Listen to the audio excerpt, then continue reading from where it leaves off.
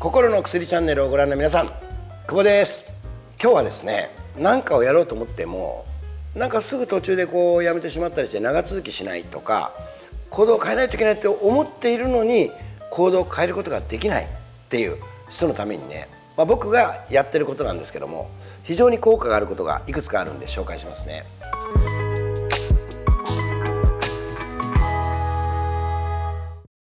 一つはですね、これ昔からある成功哲学とかの本に出てくるんですけどね、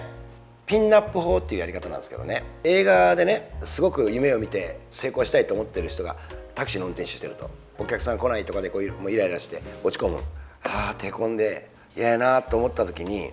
サンバイザーをパッて下ろしたら、そこに自分がいつか行きたい南国の写真が貼ってあると。それを見てね、ここの島が待ってるんだって言って頑張るってわけ。自分が手に入れたいと思っているものを身近に置いておくっていうことなんですね。本をもう20冊ぐらい自分でも出版されてもベストセラーもなってるすごい人がいるんです、僕の先輩に。その人なんかはですね、玄関の戸あるでしょ、その玄関の内側のところに自分の目標とか欲しいものを貼ってるらしいんですよ。行く時にドア開けないといけないから見るじゃないですか、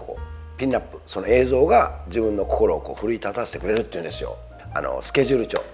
あれに自分の行きたいとかいずれ行きたいなっていうところの写真とか、自分が絶対手に入れたいっていうものを貼っとくんですよ。行動せないけんって分かっていても体が動かないっていう人はこれいいと思います。何か物事をやる、失敗する、口には出してないけど心の中で喋ってることってあるじゃないですか。セルフトークとかインナーボイスっていうんですけど、脳の中に入ってくるらしいね、そのインナーボイスが。思考が現実化するって言葉通りですね、このインナーボイスを変えていくってのはやっぱいいんですよ。やっぱこのセルフトークを変えていくと自分を評価する自己評価がね上がっていくらしいんですよ。例えば、いやこれはもう最後だみたいな、そういう自分の心の中の声を変えていくっていうのはやろうと思ったらできると思うんですよ。ゴルフする人がね、池があるじゃないですか。で打つ時にね、落ちるかもっていうインナーボイスが来るってわけよ。そしたら今度落ちてもいい古いボールを打とうかなってなるらしいんですよ。打ったら大体落ちるらしいんですよ池に。結局インナーボイスで落ちるかもっていうインナーボイスが自分をもうコントロールしてしまってるってことですよ。僕ちなみにですね、タバコを吸うんですけども、今から20年ぐらい前に、息子に移植手術をする時に先生に聞いたらタバコやめた方がいいって言われて、僕その日にタバコやめるって決めたんですよ。でももう大好きなタバコが12年やめたんですよ。移植手術が終わって、息子も成人になって、親父俺もタバコ吸いたいけ、親父が吸ってなかったらなんか吸いにくいけ一緒そうやって言って今吸ってるんですけどね。俺ならできるっていうそういうインナーボイスが強かったもん。僕絶対できる、息子のためやったらもうこれも20年でも30年でもやめれるみたいな、そういう強気なインナーボイスができるようになると、今言ったなんかうまくいかないなとか長続きしないなっていう人はこのインナーボイスが効くんじゃないですかね。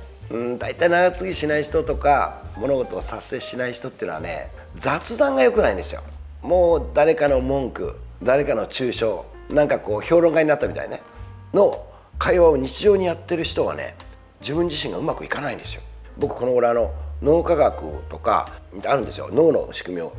書いてる本が。脳ってね、自分が言ったこととか他人のこととかね、自他を区別できないんですって。脳は。心はできるけど脳っていうのはね、その人の文句言ってるのは人の文句を言ってるっていう風に分からないですよ、脳は。だから言葉にしたものが全部自分に入ってくるらしいんですよ。なるだけ普通の会話も気をつけた方がいいんですよ。だからあんまり会話だからっつってあいつ嫌いとかあいつダメよねとか人の悪いとこばっかりをほじくってやってる人っていうのは、全部それ自分の脳が認識してるってことですよ。日常会話はなるだけプラスな感じ、ちょっと言えばあの人すごいよねとかやっぱやるわねっていう、そう言ってる人っていうのは自分すごいよねっていうふうに脳は認識するらしいんですよ。日常会話を変えていく。会社の組織風土とかありますよね。コーポレートトーク、会社の中で喋ってる普通の会話がものすごく影響するらしいですよ。やっぱりダメな会社って普通の会話がマイナスなことが多いんですね。あそこはダメここはダメっていう、そういう会話がその会話を変えていくと会社が変わっていくって本に書いてあった。多分同じようなことなんじゃないでしょうか。行動したいと思ってるのに行動できないとか、続けるって決めたのに長続きしないっていう人は、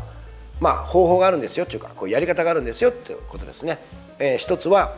ピンナップをですね、自分が行きたいこととか欲しいものとかを写真を身近に置いておいて、ここに行きたいんだ、これが欲しいんだって思えば頑張れるっていうやり方ね。でもう一個はインナーボイス、セルフトーク。自分が心の中でこう叫んでいる言葉が自分の脳が認識してしまうから、俺はできる、今までやってきたっていう自己肯定感を高く持つためには、自分の心の中の言葉を変えていくといいですよっていう。それと最後はその日常的にやっている会話ありますよね。芸能人のさ、こんなことして悪かったとか、あんな好きな人多いですよね。そんなことをいくら干渉しても関係ないじゃないですか、自分の人生に。良くない会話をやってると、それも結局自分の持続力とか行動やるっていう決意が薄くなっていくっていうことでしょうね。皆さんぜひ明日からね、ピンナップ法と心の言葉気をつけて、それと日常会話、そして続けられなかったのが続けた、やれん行動できんと思ったら行動できたっていう皆さんになりましょう。ではまたお会いしましょう。さよなら。